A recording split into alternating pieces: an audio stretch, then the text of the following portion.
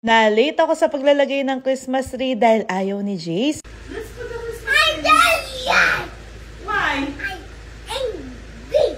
I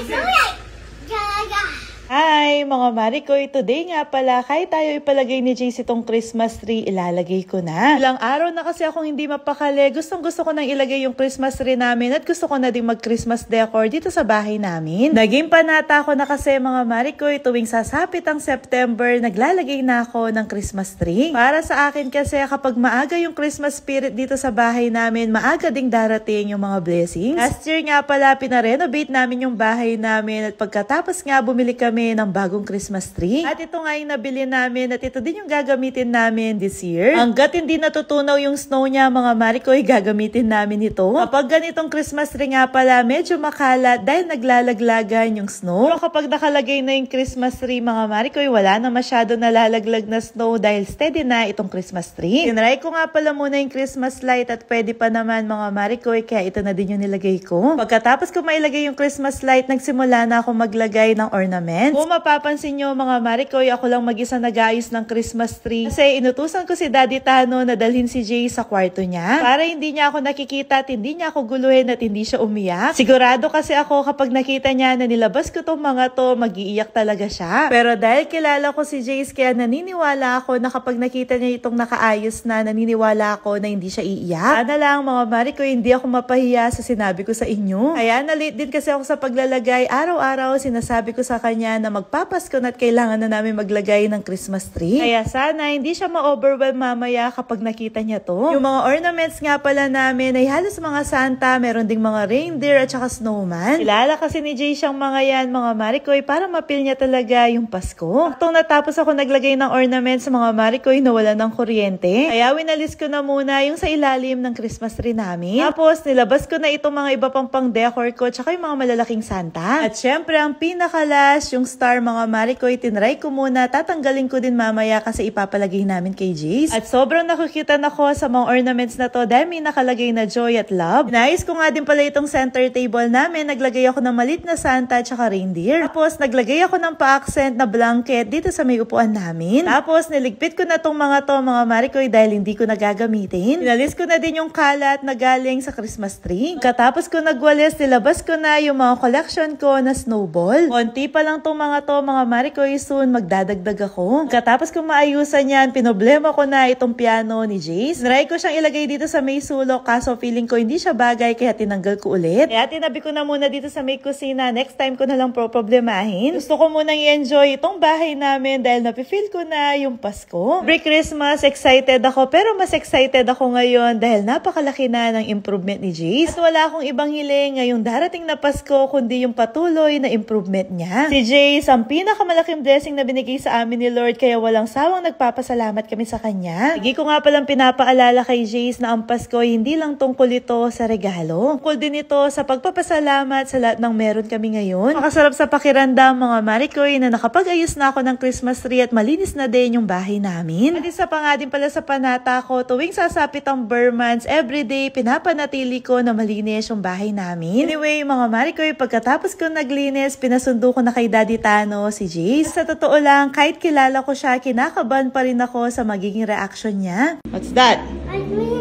Oh, go down ka. Okay. It's Christmas. You don't need to clean up. Oh, look mo. Look. What's that? Daddy, the house Christmas. The house. That's Santa Claus. You like it? It's almost Christmas. What do you want gift?